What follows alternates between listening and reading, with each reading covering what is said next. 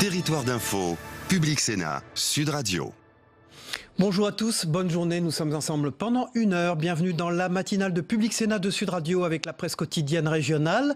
Territoire d'info, c'est 1 heure de direct et on retrouvera notre invité politique à 8 heures. Aujourd'hui, c'est David Rachlin, le directeur de campagne de Marine Le Pen, qui sera débriefé par nos éditorialistes Yves Tréhard et Denis Jambard. Dans un instant, le JT des territoires, suivi du débat des éditorialistes de la presse quotidienne régionale. Puis vous retrouverez le Zappélisé, qui est le premier zapping politique, vous le savez, des matinales d'info. Mais tout de suite, le JT des territoires.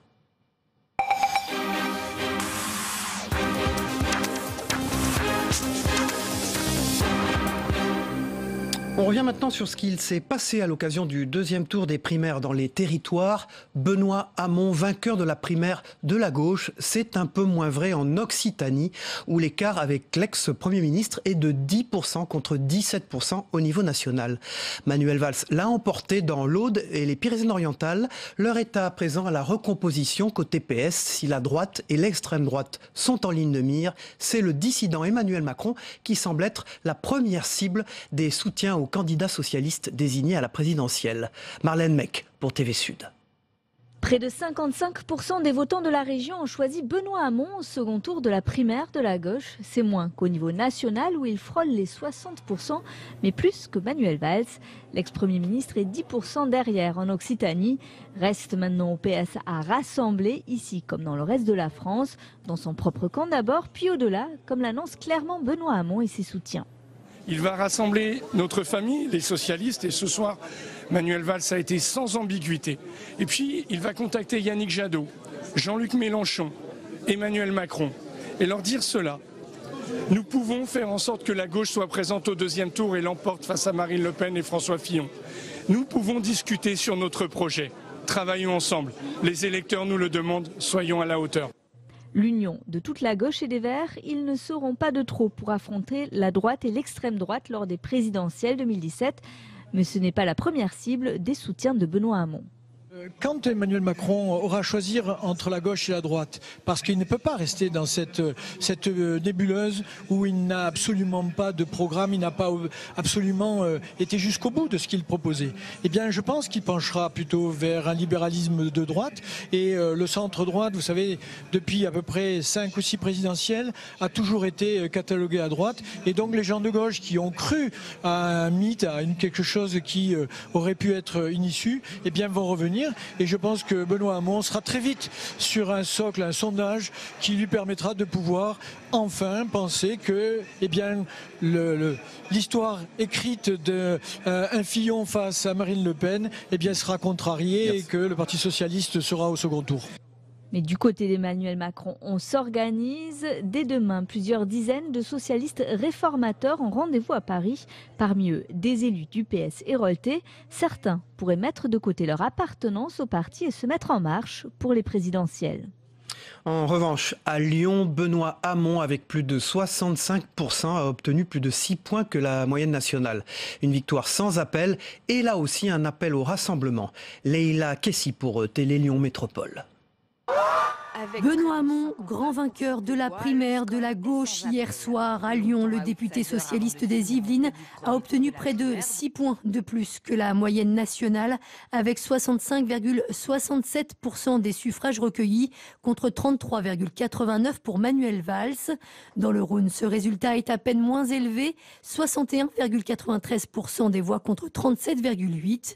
Une victoire sans appel donc, mais après la fête, l'heure est désormais aujourd'hui au rassemblement, un rassemblement que ses soutiens souhaitent le plus large possible.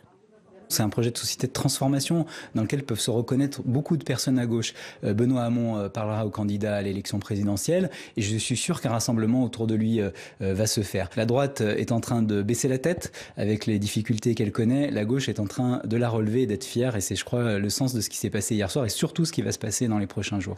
Autre motif de satisfaction pour les socialistes, la participation en hausse pour ce deuxième tour de la primaire. Dans le département, 14 000 personnes de plus se sont déplacées aux urnes hier. Ça a été effectivement ressenti dans les différents bureaux de vote dès le matin, à midi. Dans certains bureaux de vote, nous avions 50% de plus de votants. Et originalité d'ailleurs ce dimanche, c'est que les présidents de bureaux de vote m'ont quasiment tous informé que les votants de ce dimanche n'étaient pas ceux de dimanche dernier. En tout cas, à la mi-journée, il y avait énormément de nouveaux votants. On a comptabilisé 57 000 votants dans le Rhône hier. C'est 13 000 de moins que lors de la primaire de 2011. On reste à Lyon et on ouvre une page numérique maintenant. Xavier Niel, le patron de Free, était en visite pour annoncer une école de codage avec la région, à l'image de son école 42 à Paris. Un secteur de pointe fortement concurrencé au niveau international. Bertrand Frachon pour Télé Lyon Métropole toujours.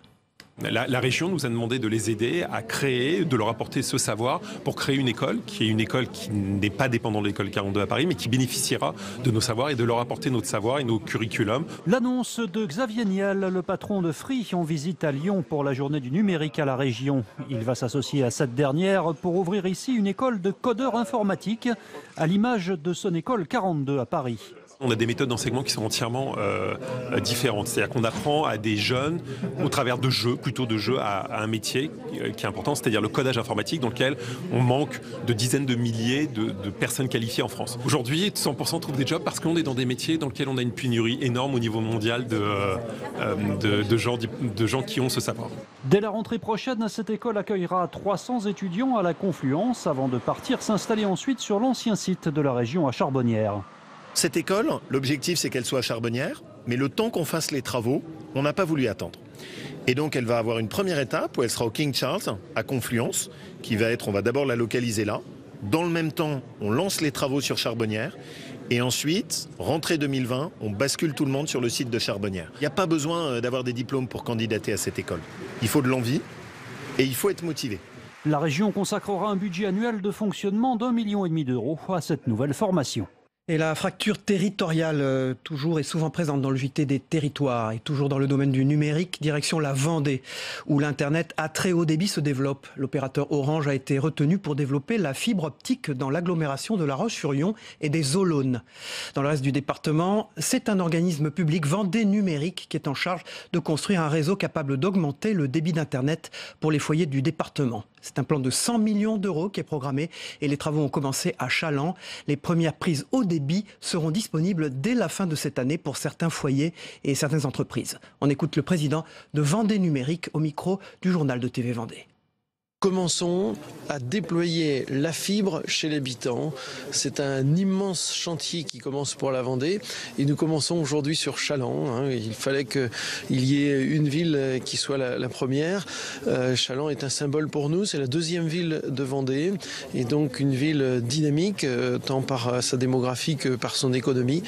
Donc nous avons fait le choix de commencer à implanter donc cette fibre optique qui est l'élément indispensable pour la communication électronique de demain. Voilà, et c'est une opération qui se poursuivra en Vendée jusqu'en 2020. À Nancy maintenant, une réserve civile et citoyenne a vu le jour. C'était l'un des engagements du projet de ville de la nouvelle municipalité. Son objectif est de venir compléter l'action des forces de l'ordre et des forces de secours en cas d'événements majeurs. Cette réserve civile a aussi pour mission d'être présente lors de grandes manifestations pour en garantir le bon déroulement. Et c'était le cas le week-end dernier lors des manifestations célébrées pour le Nouvel An chinois. Gaël Thies pour Mirabel TV. On les reconnaît à leur chasuble orange, place Charles III, en pleine manifestation du Nouvel An chinois. Ils sont là pour aider à garantir le bon déroulement des festivités. La réserve civile et citoyenne de Nancy, ce sont des bénévoles qui ont choisi de s'investir auprès de leurs concitoyens et leur cadre d'action peut être varié. L'idée de la réserve civile et citoyenne, c'est d'abord de venir renforcer ces forces de secours et de sécurité civile en cas de catastrophe, en cas de grand accident, pour aider des blessés, des gens dans la difficulté. Et on a voulu aller au-delà de cette définition légale, c'est-à-dire faire en sorte que, par exemple, sur les grandes manifestations, les réservistes puissent être des médiateurs qui veillent à ce que, finalement, on puisse faire en sorte que tout le monde cohabite bien dans ces moments de grande affluence. On va leur demander aussi, pourquoi pas, de travailler sur les quartiers, quand, par exemple, on a des grands froids en plein hiver ou de la canicule en plein été. Mais avant de pouvoir intervenir, ces bénévoles bénéficient d'une formation. Et cet après-midi, l'heure est donc à la pratique. Différentes scénettes sont simulées. Un malaise, une personne ivre ou encore un mouvement de panique. Police municipale, bonjour. Est-ce que vous pourriez me localiser l'origine des coups de feu? La réserve civile et citoyenne apprend donc à réagir dans le strict cadre de ses missions. Protéger, surveiller et alerter. Il y a une bagarre simulée d'une dizaine de personnes à l'intérieur du périmètre que je protège avec mon groupe et j'attends l'arrivée de la police. Mon objectif est uniquement en fait, de protéger la population, d'éviter l'extension du problème. Car en aucun cas les réservistes n'ont vocation à remplacer ou concurrencer les forces de l'ordre ou de secours. Leur intervention reste ponctuelle et bénévole, la bienveillance et l'empathie étant au cœur de leur engagement. Ça a été l'envie de faire quelque chose pour les autres, pour être utile, pour se sentir utile à la société. Je crois que c'est des gens qui refusent le chacun pour soi, qui refusent de se méfier de leur prochain, bien au contraire. Ils ont envie de s'en occuper, ils ont envie de tendre la main, ils ont envie d'être là pour les autres. Et l'engouement pour la réserve civile et citoyenne est plus grand que prévu. Une soixantaine de personnes âgées de 18 à 70 ans s'est déjà portée volontaire pour l'intégrer. Le 25 février prochain, le 54e salon de l'agriculture ouvrira ses portes à Paris. Comme chaque année lors de ce salon, le concours général agricole récompensera les meilleurs produits du terroir français. Véritable vitrine de la gastronomie française, les produits sont sélectionnés par un jury formé à l'avance. C'était le cas il y a quelques jours pour les jurés du concours viande qui ont pu bénéficier d'une journée entière de formation pour être fin prêt le jour J. Un reportage par Fleur de Bourg pour Campagne TV. Aujourd'hui, ce sont les viandes de bœuf qui sont au menu de la journée de formation pour le concours général agricole. Pour se préparer à leur futur rôle, les apprentis jurés vont suivre une journée complète de cours théoriques, mais aussi pratiques. Toucher, goûter, savoir reconnaître l'excellence le jour J, cela s'apprend. Je suis là parce que je suis très curieux de tout ce qui est la viande, tout ce qui est gastronomie française, etc. Et donc là, faire cette formation, ça me permet d'avoir donc une méthodologie, une technique pour apprécier véritablement les viandes. J'ai appris les différents critères qui sont utilisés pour juger la qualité d'une viande, donc les critères visuels, les critères aussi après gustatifs réellement. La formation d'aujourd'hui, ce sera un outil en plus pour pouvoir apprécier d'autant plus ce temps du concours général agricole. En 2016, moins de 25% des 22 000 produits présentés ont obtenu une médaille, ce qui atteste des fortes exigences de ce concours.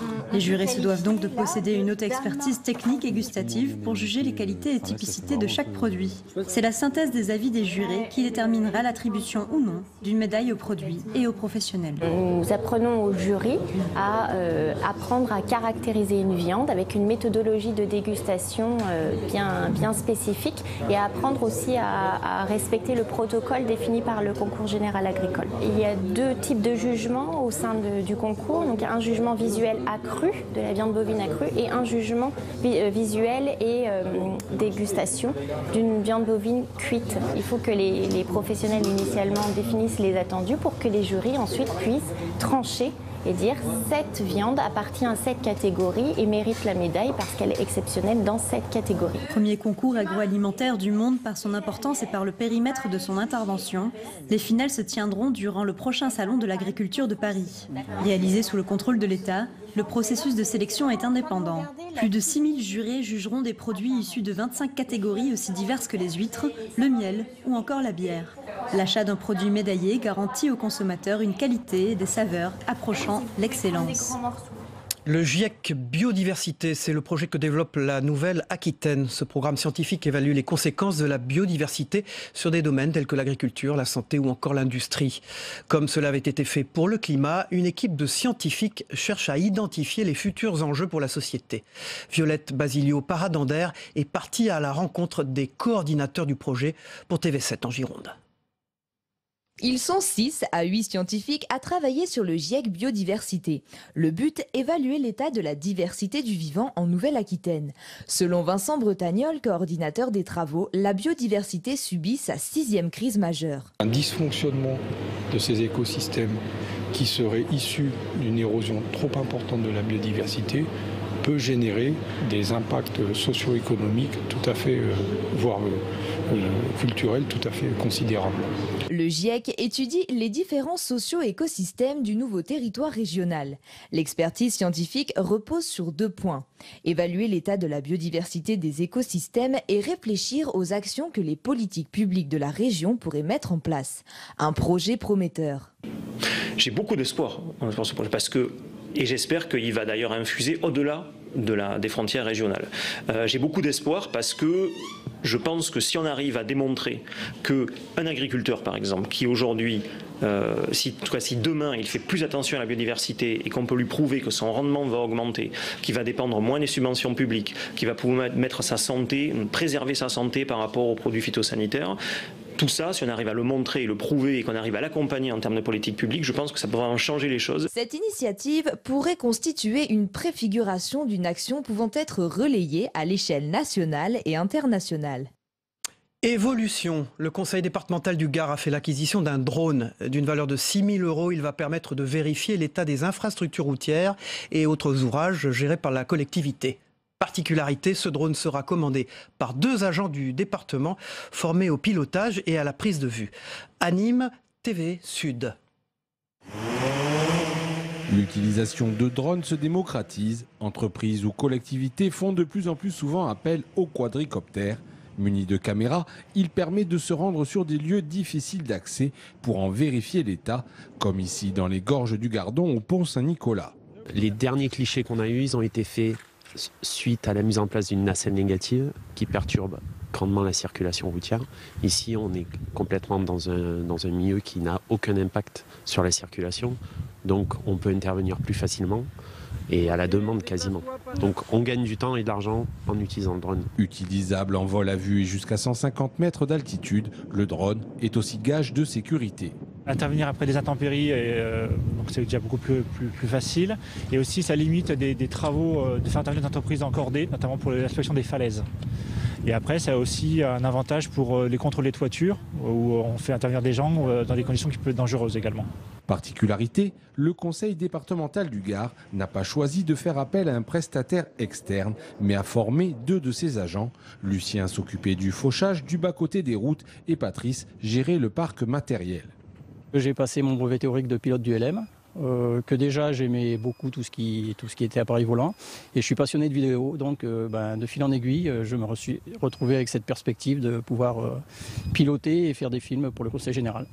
En fait, j'avais déjà mon brevet de pilote du LM, puisque je fais du paramoteur. Ce n'était pas ma vocation première, mais voilà, l'occasion fait que c'est super.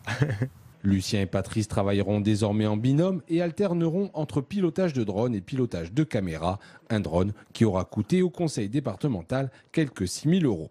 Voilà, c'est la fin de ce journal et c'était un sujet d'Olivier Michel pour TV Sud. Dans un instant, la une des grands quotidiens régionaux.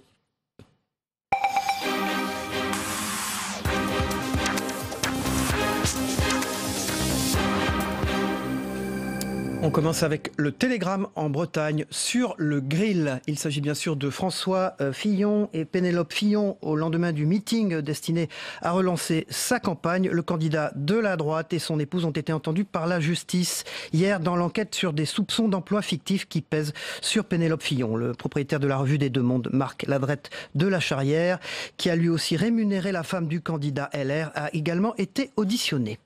Dans le Maine, libre, c'est l'assourdissant silence du successeur de François Fillon à Sablé-sur-Sarthe. Les soupçons d'emploi fictif de Pénélope Fillon pèsent aussi sur l'actuelle maire, dont elle fut la collaboratrice. Et depuis mercredi, Marc Joulot se mure dans le silence. Dans la presse de la Manche, nos parlementaires n'ont rien à cacher suite à la polémique née à propos de l'emploi d'assistante parlementaire de Pénélope Fillon. Les parlementaires de la Manche jouent la carte de la transparence et présentent les hommes et les femmes qui travaillent à leur côté durant cette mandature. Pour Sud-Ouest, à gauche, inventaire avant travaux au lendemain d'une primaire qui a rebattu les cartes. La candidature de Benoît Hamon, flanquée à sa gauche de Jean-Luc Mélenchon et sur sa droite d'Emmanuel Macron, peut-elle rassembler le PS? On en parlera dans un instant avec le débat des éditorialistes et Bernard Stéphane de la Montagne. Dans l'Union, qui avec Benoît Hamon, c'est un point d'interrogation. Pour Paris-Normandie, le PS havrais prêt à se rassembler. Au Havre, où Benoît Hamon est arrivé largement en tête, 65,15%. La section locale du PS se prépare à se rassembler et à faire campagne derrière le vainqueur, 63,15%. Benoît Hamon est arrivé largement en tête au Havre. Pour l'écho, rapport de la Fondation Abbé Pierre, vous savez que c'est un sujet sensible et à la fois triste. Mal logé par millions, le 22e rapport de la Fondation Abbé Pierre indique l'existence de 896 000 SDF, 3,9 millions de mal logés et 12,1 millions de personnes en situation de fragilité. Et c'est la une de l'écho aujourd'hui. Pour le Courrier de l'Ouest, pas assez de légumes dans nos assiettes. Et pour le Petit Bleu d'Agen, tourisme à Agen. Par ici, la visite, le bilan de l'année 2016 laisse apparaître une nette progression de la demande dans le domaine des visites thématiques sur Agen, mais également dans les villages de l'agglomération. Une carte touristique sur laquelle il faut encore miser dans le Petit Bleu d'Agen. Enfin, pour la Voie du Nord, une resplendissante, c'est Miss Univers. La nordiste Iris Mittenare est la seule Française à remporter le titre depuis 1953. Elle est belle et c'est le sacre planétaire qui est à la une de la Voie du Nord avec son magnifique visage. Voilà, Miss Univers à la une de la Voie du Nord. Nous allons maintenant balayer l'actualité nationale, internationale et territoriale ce matin avec nos éditorialistes de la presse quotidienne régionale. Et j'accueille Bernard Stéphane de La Montagne. Bonjour Bernard, merci d'être avec nous. J'accueille Guillaume Doyen de la Gazette des Communes. Bonjour Guillaume, merci d'être avec nous. Et j'accueille Jean-Louis Picot du Parisien. Bonjour Jean-Louis Picot, merci. Bonjour. Réconcilier les forces de gauche derrière son nom, voilà désormais la mission que s'est fixée Benoît Hamon.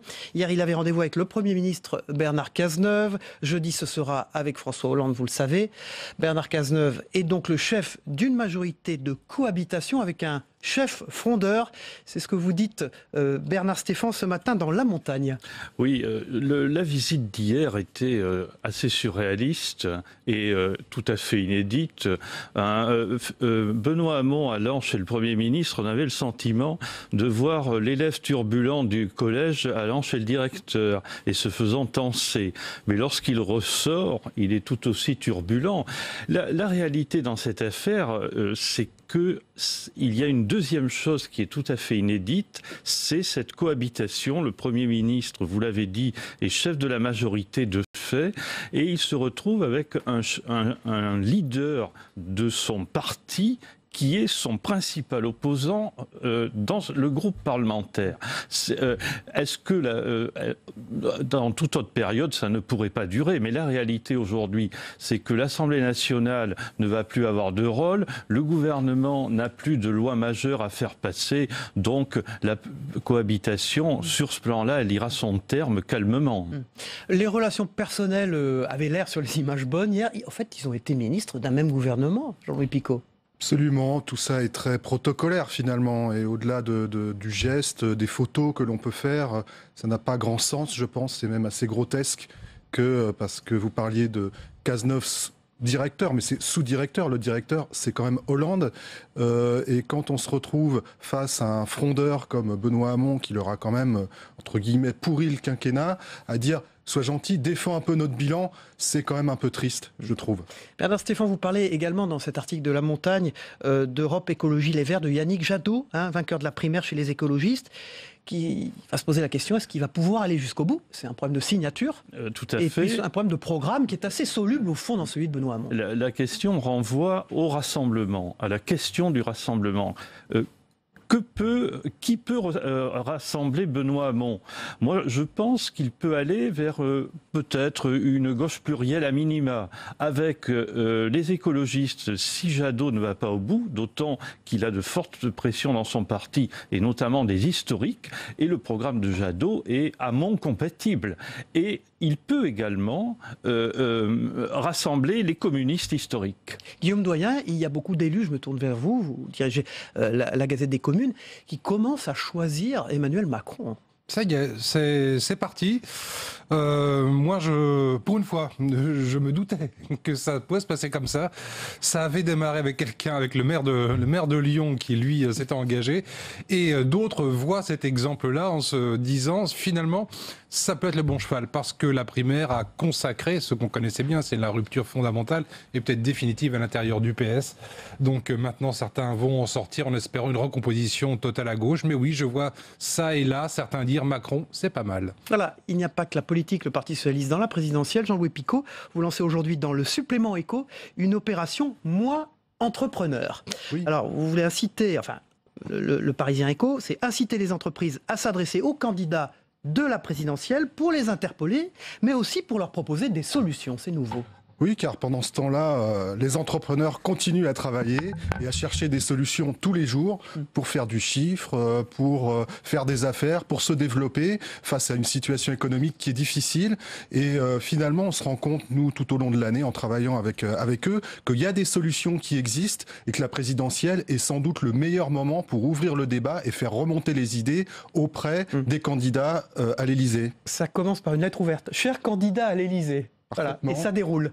Je crois que c'est notre rôle d'ouvrir ce débat et de porter les idées des gens qui sont... On voit bien les idées, hein. Alléger les procédures, ça vient en tête pratiquement, favoriser les indépendants, abroger l'état d'urgence pour que le business reprenne. Ce sont des idées très concrètes, des choses très précises. Ça, ce sont des choses qui sont déjà totalement dans l'actualité, mais par exemple le numérique, on a aussi le patron de Blablacar qui nous dit que lui, il crée des nouveaux métiers. Frédéric Mazzella, tous les mois, c'est-à-dire que dans les entreprises, il y a des métiers qui se créent par la force des choses, parce qu'on est obligé de maîtriser les nouvelles technologies, et donc les choses évoluent, et ça, il faut en tenir compte au niveau de la formation et donc de l'État. D'où la connexion entre les deux, le monde des entrepreneurs et le monde des politiques. Les entrepreneurs plébiscitent Michel-Édouard Leclerc comme ministre de l'économie, Xavier Niel aussi en second, je vois, et Bernard Arnault. Ouais. Bah, ce sont des gens qui savent négocier, donc quand on est ministre, il faut savoir négocier. Donc je pense que. Mais Leclerc, il dit par ailleurs qu'il est mieux à sa place que comme ministre de l'économie, même si ça lui fait plaisir et ça le flatte qu'il soit élu entre guillemets lors de ce sondage. Moi entrepreneur, dans le Parisien aujourd'hui. Sur leparisien.fr/moi entrepreneur. Voilà. Et c'est à l'occasion du Salon des entrepreneurs qui ouvre du 1er au 2 février. Demain et jeudi. Au Palais des Congrès. Absolument. Guillaume Doyen. Un problème sérieux dans les territoires, qui est la bataille du littoral. Ouais, la bataille du littoral, c'est risque de submersion. Né de l'effet Xynthia, au départ. Oui, on a pris, alors c'est plus ancien, mais évidemment on a pris en compte la catastrophe Xynthia pour agir. Alors d'abord d'une façon un peu en essayant de lutter contre les éléments, et maintenant on en est beaucoup plus sur une proposition de loi qui va être examinée aujourd'hui, possiblement votée, visant à adapter le littoral à ces nouveaux risques. C'est-à-dire qu'on va par exemple pouvoir créer des zones d'activité temporaire, zones qu'on supprimera si jamais le risque littoral devient trop important. Comment agir concrètement ? Alors, on a d'abord mis là dans le sud-ouest que vous connaissez bien, on a mis des tonnes de cailloux, de rochers, etc. C'est pas possible de lutter éternellement contre cela. Donc la solution, ça coûte sans doute très cher de remblayer. C'est ruineux. Parfois il va falloir tout simplement admettre l'idée qu'il va falloir relocaliser un certain nombre d'activités pour éviter le drame ou autoriser, comme je viens de le dire, des activités temporaires sur des sites. Alors il y a des chiffres hallucinants. 1,4 million d'habitants sont exposés aux submersions maritimes. Oui, en effet. Et 25% du littoral français est touché par l'érosion. Oui, 25%. Plus ou moins, dans des proportions plus ou moins importantes. Là, vers la Cano, dans ce coin-là, vous voyez, là, il y a... Si les gens voient la photo, si les téléspectateurs voient la photo de cet immeuble, ils voient, il a dû être évacué, ça a avancé, il était avant à 200 mètres de la côte. Imagine une dévaluation de l'immobilier et du foncier terrible. Là, oui, énorme, et puis il y aura des risques humains très importants, et économiques. Bernard Stéphane a un fait divers épouvantable. Un fait divers qui a fait la une de la montagne ce matin. Un car SNCF a eu un accident hier matin. Un mort, 2 blessés graves. Un adolescent tué dans le car, c'est la une de la montagne. C'est un accident climatique quasiment. Le car a glissé sur la chaussée, mais il pose la question grave du transport SNCF sur la route. Et c'est une vraie question qui concerne tout le Massif central.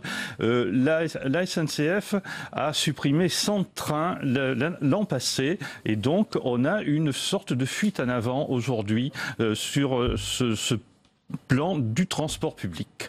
Merci Bernard Stéphane, c'est la une de la montagne, un ado tué dans le car ce matin. Guillaume Doyen, merci d'avoir été sur ce plateau, et Jean-Louis Picot du Parisien, merci à vous. On vous retrouve évidemment dans nos rendez-vous réguliers du débat des éditorialistes de la presse quotidienne régionale. On passe à la météo des territoires, le temps qu'il fera en France aujourd'hui, mais aussi dans les départements français d'outre-mer, l'Amérique, le Pacifique et l'océan Indien. On la regarde ensemble. La météo vous est présentée par Terroléo Pro. avec le concours de l'Assemblée des départements de France.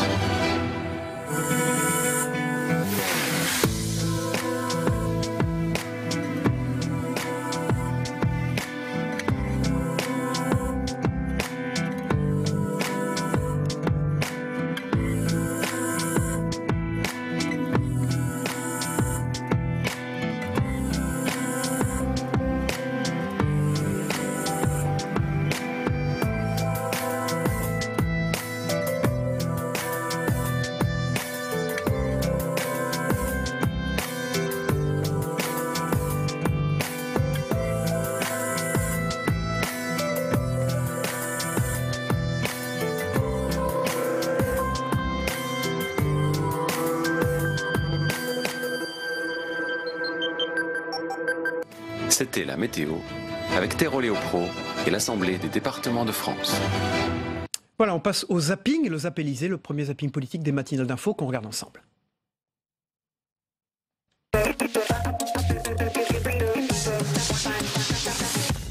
Le Parti socialiste ce matin, c'est un OPNI, un objet politique non identifié. Plus personne ne sait ce que c'est.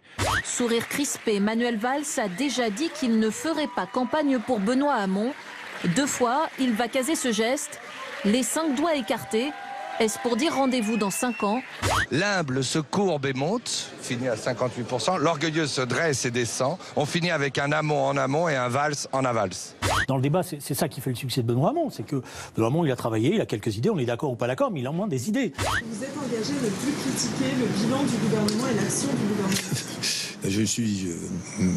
Quels que soient les talents de Bernard Cazeneuve, il ne m'a pas converti à la loi travail en 3 minutes, donc, ou en 1h30 en l'occurrence. Vous irez à la présidentielle, il y aura un bulletin Jadot. Mon mandat. Dites-le moi ou pas? Mais aujourd'hui, il y a un bulletin Jadot. Et je vais avoir mes signatures. Et tout se construit. Vous en êtes à combien? On est au-dessus de 350, il y en a 10 à 15 qui rentrent par jour. Il y aura une candidature de Jean-Luc Mélenchon, la campagne de la France Insoumise. Je crois que Benoît Hamon ne doit pas être grisé par ce qui s'est passé durant la primaire et imaginer que c'est autour du Parti socialiste désormais que des forces populaires, une énergie va se retrouver. Il y a l'impasse politique du projet de Benoît Hamon qui m'ennuie beaucoup. Moi, je considère que l'enjeu national qui est devant nous aujourd'hui mérite 10 000 fois que je prenne le risque de plus être au Parti socialiste. On a le sentiment qu'il y a un espace pour une force centrale réformiste dans ce pays. Et elle peut passer par Emmanuel Macron. Et bien sûr qu'elle peut. Aujourd'hui, oui. Il faudra qu'il tranche, Emmanuel. Est-ce qu'il est de droite, est-ce qu'il est de gauche? C'est un peu un clignotant. Un jour de droite, un jour de gauche. J'aimerais savoir s'il est de gauche, on discutera. S'il ne l'est pas, on ne discutera pas. L'une des oratrices du meeting de François Fillon qui a dit c'est Acron. Oui, c'est vrai, c'est Hamon et Macron. C'est Acron qui va représenter la gauche. Une double audition depuis le début de l'après-midi. D'un côté, l'ancien Premier ministre, de l'autre, son épouse Pénélope, séparément. Je vais être provocateur. Allez-y. Il dirait, François Fillon, devant tout le monde, elle ne faisait que repasser mes pantalons, qu'on ne pourrait rien lui reprocher. Parce que... C'est dur à faire passer. C'est dur à faire passer, c'est de l'argent public. C'est dur à faire passer dans l'opinion. 30 secondes. J'ai parlé sur le plan juridique. Ce qui circule, c'est que François Fillon aurait travaillé pour des sociétés russes. Je ne sais pas si c'est vrai. Mais c'est ce qui circule. Et moi, je veux qu'il Qu'est-ce que vous lui demandez ce matin? Je veux le nom des dise clients de sa société? Bien sûr. Est-ce qu'il va rendre public les contrats passés par sa société de conseil, 2F Conseil, entre 2012 et 2015? Est-ce qu'on va connaître le nom des clients? Si là, c'est lui qui dit à la tribune, j'ai rien à cacher. Donc allons-y. Non mais, je vois bien le tribunal médiatique. Oh là là. Bah, vous voulez pas de réponse? Si, bon. La droite peut même ne pas être présente à cette élection présidentielle. Voilà, au second tour. Au second tour, peut-être même au premier, si la pression devient trop forte. Vous savez, les emballements médiatiques, psychologiques, collectifs, encore une fois, dans le contexte extrêmement inflammable dans lequel nous vivons, tout peut arriver.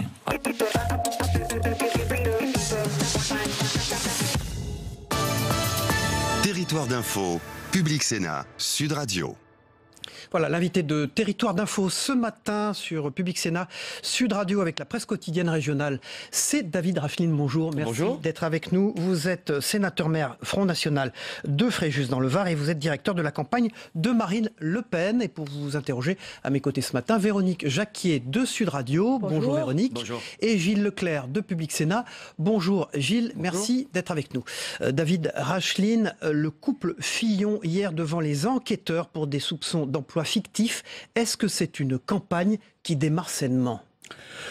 Écoutez, je ne sais pas. Ce que je peux vous dire, c'est qu'il y a eu un certain nombre d'informations qui ont été données par la presse. Il faut que M. Fillon réponde et nous explique si, oui ou non, le travail pour lequel Mme Fillon a été rémunérée a été effectivement réalisé. Si c'est le cas, très bien. Si ça n'est pas le cas, ça pose une difficulté pour un candidat qui nous promettait probité, responsabilité, transparence, etc. Mais sa campagne était fragilisée bien avant ses affaires, entre guillemets, avec le projet extravagant qu'il porte, les 500 000 fonctionnaires supprimés, la quasi-suppression de la sécurité sociale, je suppose qu'on en reparlera. C'était une campagne qui était déjà fragile et sa fragilisation est amplifiée aujourd'hui avec les affaires. Vous regrettez quand même ce climat, parce que finalement on parle peu des programmes, on parle assez peu du fond des choses.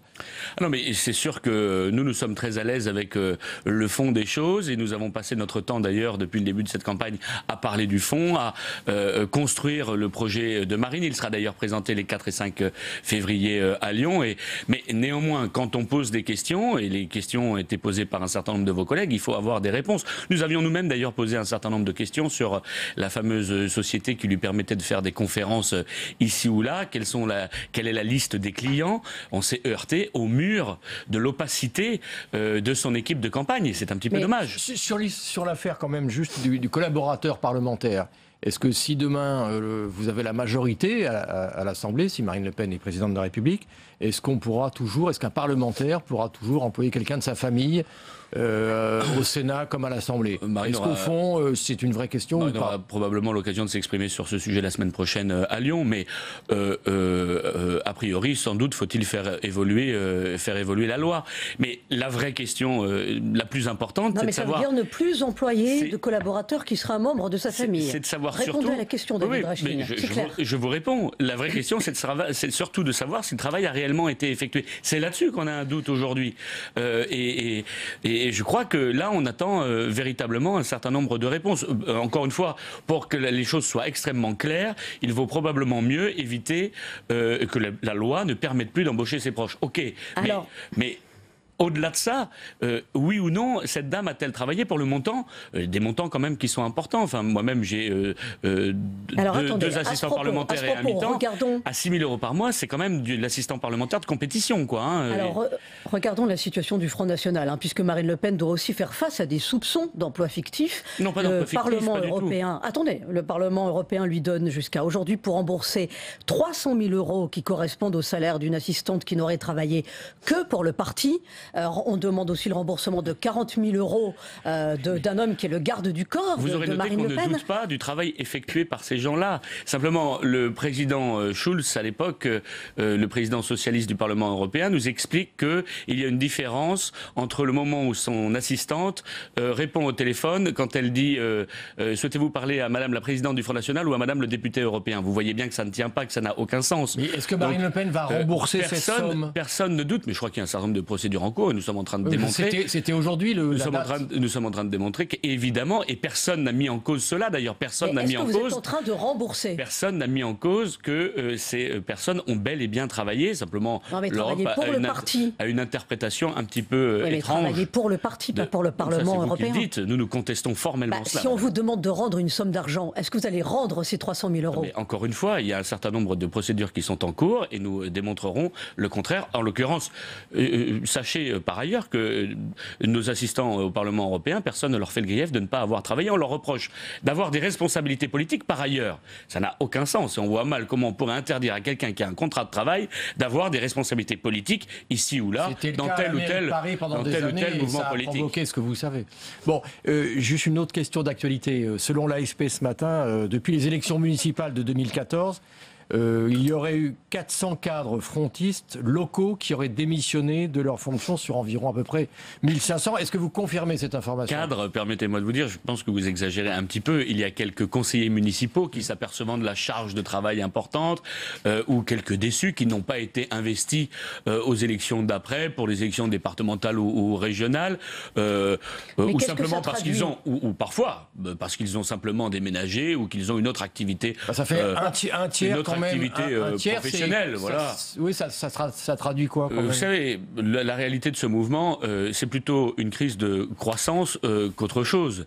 La réalité de ce mouvement, c'est la professionnalisation. La réalité de ce mouvement, c'est l'arrivée massive de nouveaux élus, de nouveaux militants, de nouveaux cadres qui ont participé avec nous à la construction du projet de Marine, des experts de la société civile, des experts dans le domaine économique. Dans tous les domaines, nous sommes entourés de spécialistes. Vous reconnaissez une difficulté si au niveau local, de professionnalisation. quelques conseillers municipaux ont quitté leurs responsabilités et que ce sont les suivants de liste qui sont montés, je vois pas où est le problème. Ça peut arriver. Concernant le programme de Marine Le Pen qui sera donc présenté dimanche à Lyon, quelle sera sa méthode? Est-ce qu'elle va présenter des mesures précises, rigoureuses? On parle de 144 engagements. Oui, il y aura en effet un petit peu plus d'une centaine d'engagements qui seront pris sur le quinquennat. D'engagements pour remettre la France en ordre en 5 ans.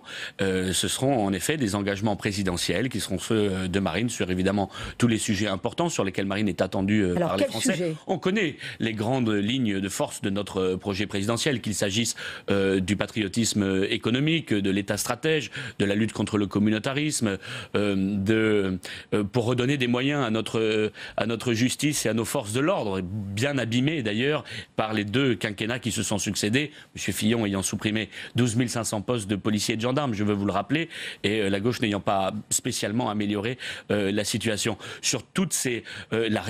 rendre la souveraineté au peuple français en faisant en sorte de limiter l'influence de l'Union européenne. Voilà quelles sont les idées centrales de notre projet qui est dans les grandes lignes connu par les Français, mais nous allons préciser tout cela et Marine va s'engager sur un certain nombre de mesures qui seront en même temps crédibles, efficaces et qui ont été beaucoup réfléchies. Qu'est-ce que vous pensez d'une mesure qui a été la mesure emblématique de Benoît Hamon dans sa campagne, qui est le revenu universel minimum? Ça vous paraît, indépendamment de celui qui la porte, est-ce que c'est une mesure, je dirais, que vous pourriez, au fond, que Marine Le Pen pourrait proposer? La question, c'est y répondre. Je crois qu'il faut, dans le cadre d'une campagne présidentielle, avoir des arguments tout de même crédibles et sérieux, et qui soient tenables sur le plan budgétaire. La problématique de ces primaires, d'ailleurs, ce dont on s'aperçoit avec les primaires, c'est que les différents candidats du Parti socialiste et des Républicains en arrivent à avoir des projets qui sont extravagants, parfois même folkloriques. Quand M. Hamon propose un revenu universel qui n'est pas financé, qui va coûter 400 milliards d'euros, me semble-t-il. Quand on arrive à avoir un projet de M. Fillon qui nous explique encore une fois que 85% des Français n'auront plus le droit à la sécurité sociale parce qu'ils n'ont pas de maladie grave ou de maladie de longue durée, ce sont des projets extravagants qui ne sont pas raisonnables. David Rachlin est l'invité politique de Public Sénat Sud Radio avec la presse quotidienne régionale ce matin. Vous êtes le porte-parole, vous êtes le directeur de la campagne de Marine Le Pen, donc forcément un peu porte-parole aussi. Un rapport, le 22e, inquiétant de la Fondation Abbé Pierre, indique l'existence de 896 000 SDF, 3,9 millions de mal logés, 12,1 millions de personnes en situation de fragilité. Ils vont voir tous les candidats à l'élection présidentielle, vont-ils venir voir Marine Le Pen ? Oh, je le pense, certainement. Est-ce que vous allez recevoir des échanges cette avec fondation les structures qui s'occupent de ces questions, et c'est bien légitime d'ailleurs, surtout quand on voit la situation, en effet, de notre pays et de notre peuple dans ce domaine. Mais que propose le Front National? Que propose le Front National? Quelles sont vos solutions? Vous avez dit quelles seraient les grandes lignes du discours de Marine Le Pen à Lyon dimanche? Moi, je le vis concrètement, y compris sur notre territoire du Var. Mais il y a une première difficulté pour les situations d'urgence. C'est qu'on a trouvé miraculeusement, on a vu apparaître des moyens réquisitionnés par l'État au bénéfice des migrants. Jamais l'État socialiste, jamais le gouvernement ne s'est dit qu'il pourrait réquisitionner ces moyens, y compris dans mon propre département, à Pierrefeu, à Tours, on a trouvé des moyens pour loger les gens en urgence. Jamais le gouvernement ne s'est dit qu'on pourrait utiliser ces moyens au bénéfice de nos plus fragiles, ceux qui étaient déjà sur le territoire national. Je ne sais pas préférence nationale, mais à tout le moins qu'on essaye de faire bénéficier de ces moyens nos plus fragiles, oui. Mais puis après, ensuite, sur le long terme, il y a une vraie problématique de construction de logements, une problématique de construction de logements sociaux. Vous voyez, dans ma ville, où nous étions déjà très en retard, où je suis en train de rattraper le retard, en partenariat d'ailleurs pour le coup avec l'État, et les choses se passent bien. Nous ne faisons pas en dessous de 30% de logements sociaux dans ma commune sur les programmes neufs, et permettez-moi de vous dire que du coup les choses avancent et que les personnes ayant droit aux logements sociaux peuvent de nouveau se loger. Mais ça n'est pas le cas. Vous savez que ça ne suffit pas. Vous savez que ça ne suffit pas. C'est pas le premier gouvernement qui se lance dans le logement social. C'est le mantra, le logement social, depuis plus de 20 ans. On le voit là, en 10 ans, plus 50% de sans domicile fixe en plus. Donc on a affaire à une très grande pauvreté.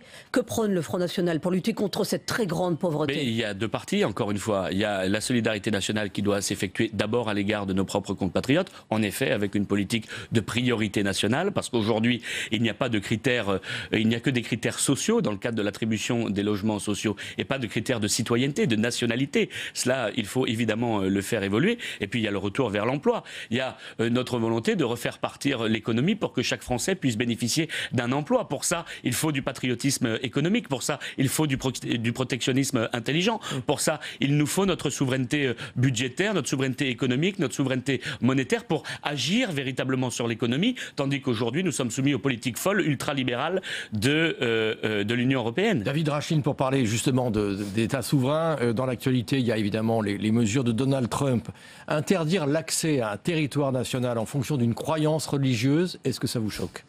Mais ça n'est pas en fonction d'une croyance religieuse en l'occurrence, c'est en fonction d'un territoire, d'un pays duquel vous provenez. Et semble-t-il... apparemment les chrétiens de Syrie et d'Irak, ils n'ont pas de problème pour venir, ce sont les musulmans qui ont des soucis. Mais non, si c'était les musulmans, l'ensemble des pays musulmans seraient frappés par ça. Par exemple, je crois savoir que l'Arabie Saoudite n'est pas frappée par ce décret. Par conséquent...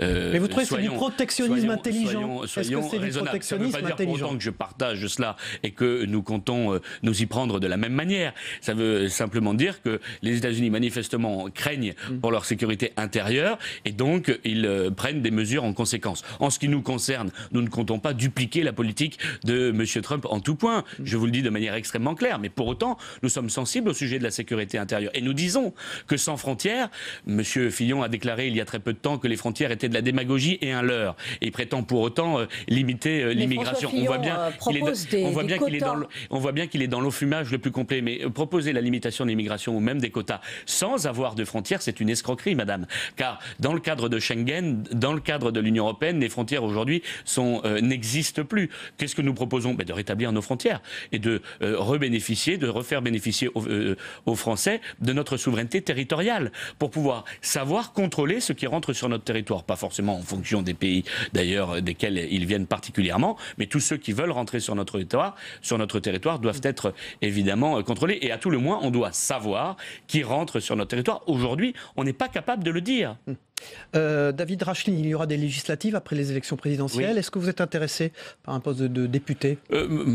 C'est bientôt la fin du cumul des mandats. Vous êtes sénateur, j'ai déjà un mandat de maire qui me passionne, un mandat de sénateur qui me passionne aussi. J'ai annoncé à Fréjus, lors de mes vœux à la population, que je faisais le choix de mon mandat de maire. D'accord. Et dernier point, qu'est-ce que c'est cette décoration que vous portez à la boutonnière? C'est une rose bleue. C'est le symbole de la campagne de Marine qui incarne en même temps l'espérance, l'espoir et la vitalité. Merci David Rachlin, vous êtes directeur de campagne de Marine Le Pen, sénateur maire Front National bien sûr. Merci de Fréjus dans le Var, d'avoir été l'invité de Territoire d'Info. On passe au débrief de vos propos dans un instant.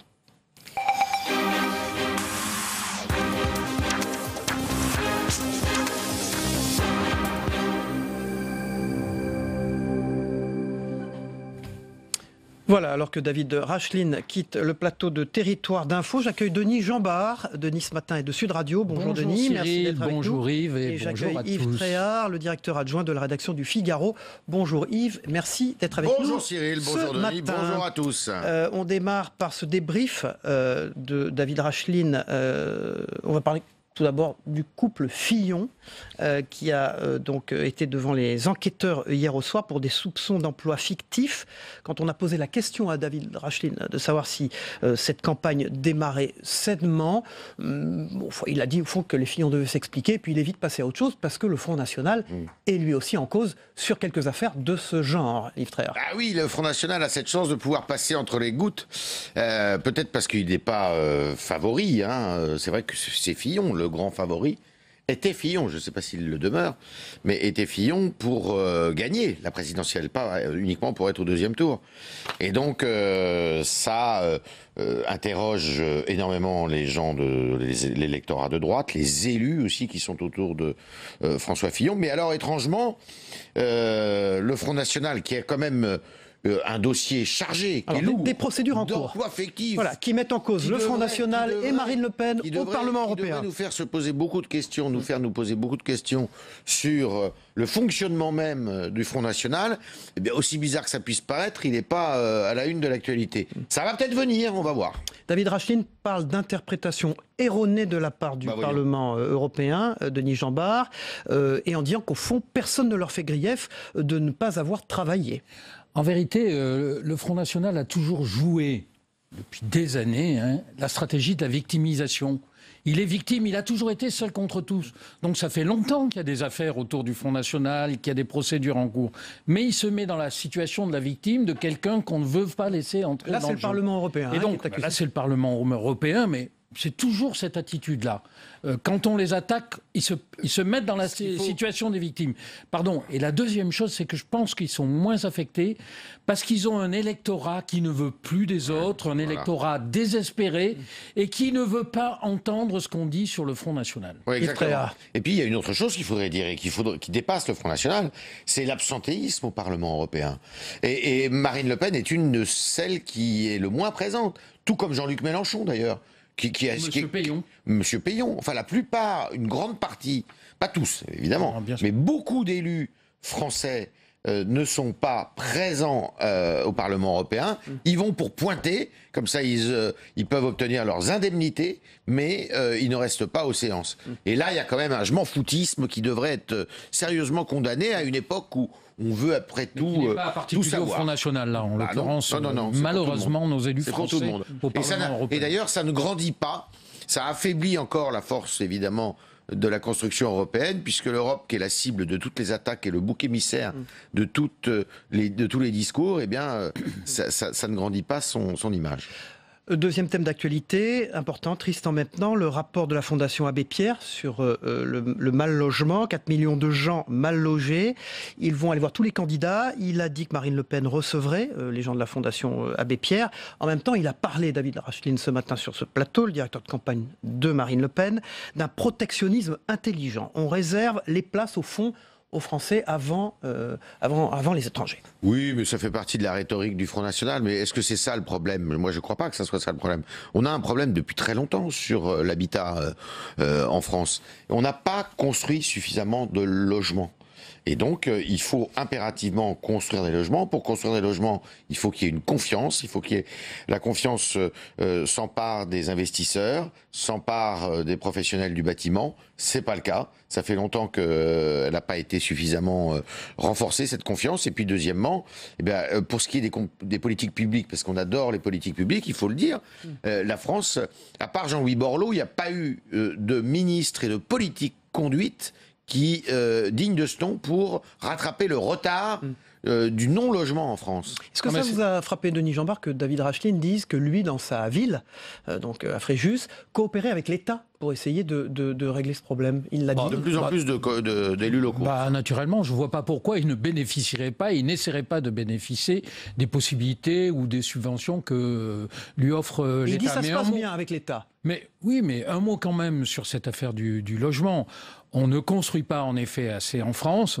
On était arrivé à 500 000 logements construits à peu près en 2011-2012. La politique de Madame Duflot, qui conseille d'ailleurs M. Hamon, a été catastrophique. A été un désastre. On est est tombé à moins de 300 000 logements créés par an. Alors ça remonte parce qu'il y a un petit retour de croissance, encore que, puisqu'on a un chiffre ce matin de 1,1 au lieu des 1,4 annoncés par le gouvernement. 0,3 points de croissance en moins, je peux vous dire que c'est énorme, considérable. Ça veut dire qu'on nous a encore enfumé, en effet, sur la situation de l'économie du pays. Mais de ce point de vue, le quinquennat a été très désastreux, quoi. Je veux dire, il y a eu un ralentissement de la construction. Heureusement, ça répare. Mais la réponse, elle est dans la construction de logements neufs et dans la confiance des investisseurs. Alors, le protectionnisme intelligent n'est pas une solution pour David Rachlin. En tout cas, il s'est distancé de Donald Trump et de ce qui se passe aujourd'hui, Denis Jambard. Si vous trouvez que le protectionnisme de Trump est intelligent, moi, ça me laisse quand même sceptique. Ça, c'est pas du protectionnisme intelligent. Mais par ailleurs, les États-Unis ont toujours pratiqué le protectionnisme. Protectionnisme intelligent, vous m'avez compris, c'est ce qu'a dit David Rachlin. Oui, non, moi, bien sûr. Mais le protectionnisme intelligent, heureusement qu'il y a un peu de protectionnisme, et sans doute l'Europe, d'ailleurs, a été la plus grande passoire. Et c'est vrai que c'est une question qui est posée. On a très souvent des concurrents qui se protègent mieux que nous. L'Europe a été un espace très libéral, il faut quand même le dire. Et ça n'interdit pas le protectionnisme intelligent. Oui. Mais se replier derrière ses frontières, en revanche, à mon avis, c'est une erreur totale. Ce qu'on ne dit pas assez, Yves Tréhard, c'est que l'accès aux États-Unis était quand même très compliqué, quand même, difficile, très régulé, beaucoup plus que le nôtre. Je ne parle pas de l'espace Schengen. Depuis 2001, c'est-à-dire que depuis les attentats de 2001, il y a effectivement des réformes qui ont été conduites par Bush et la mise en place d'un système de contrôle. Et même Obama qui l'a poursuivi, qui l'a continué, et c'est normal d'ailleurs. Et ça plaît à l'électorat de Trump. Oui, ça plaît à l'électorat de Trump, mais je pense que c'est tout à fait normal que les États-Unis cherchent à se protéger contre les attaques terroristes. La seule chose, c'est les décisions qui peuvent être un peu arbitraires de Trump, qui dit ces nationalités-là, il est en train, finalement, c'est pas America First, c'est America Only. Et America Only, c'est-à-dire seulement l'Amérique, c'est pas possible aujourd'hui dans l'environnement dans lequel nous vivons.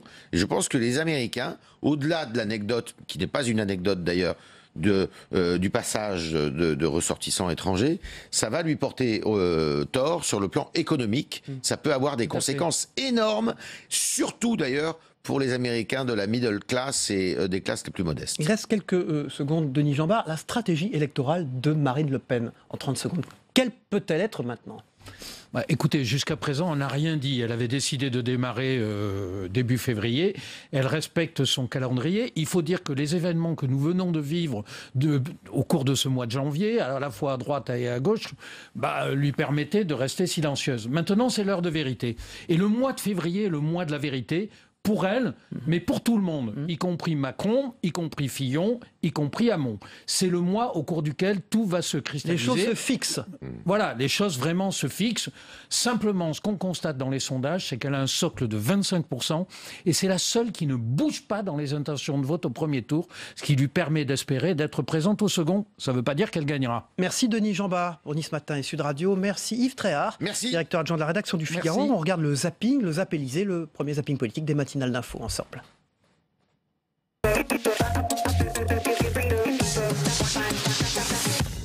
Le Parti socialiste ce matin, c'est un OPNI, un objet politique non identifié. Plus personne ne sait ce que c'est. Sourire crispé, Manuel Valls a déjà dit qu'il ne ferait pas campagne pour Benoît Hamon. 2 fois, il va caser ce geste, les 5 doigts écartés. Est-ce pour dire rendez-vous dans 5 ans?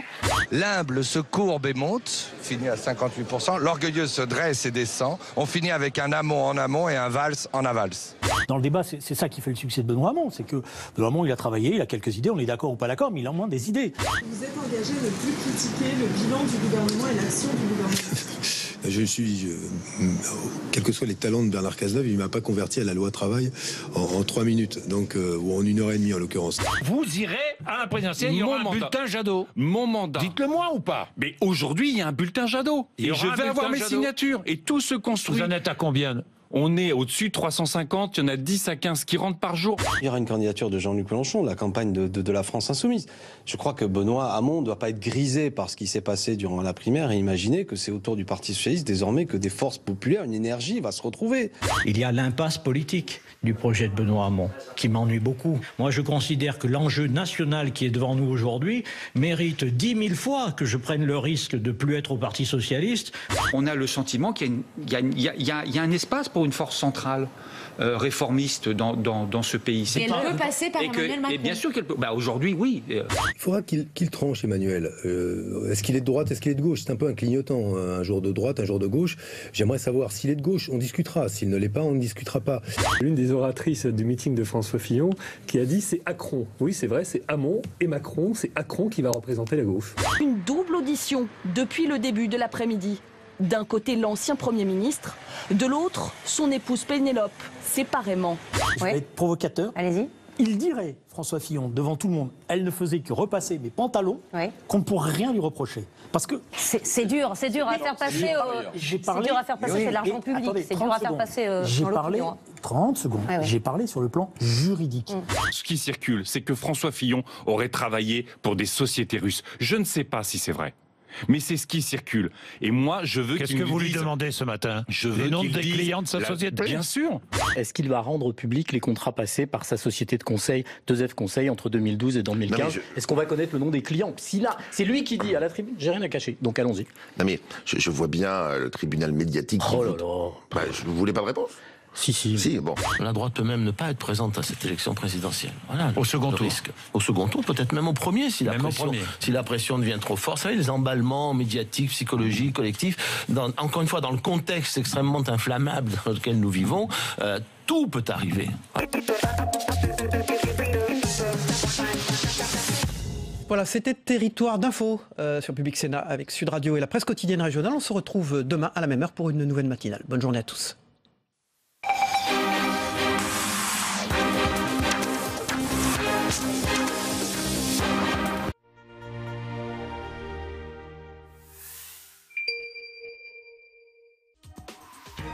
Politique Matin, présenté par Brigitte Boucher, dans un instant. Elle a connu en France un formidable développement, mais quel avenir désormais pour l'économie de la neige? On se pose la question dans Droit de Suite. Pour commencer, un documentaire, L'argent de la neige, puis son réalisateur Pierre Carcanade, la députée Sophie Dion, le journaliste Jean-François Arnaud et le PDG de la Compagnie des Alpes Dominique Marcel seront à mes côtés pour s'interroger sur l'avenir de l'or blanc que recèlent nos montagnes. Droit de Suite, présenté par Jean-Pierre Gracien, ce soir à 20h30.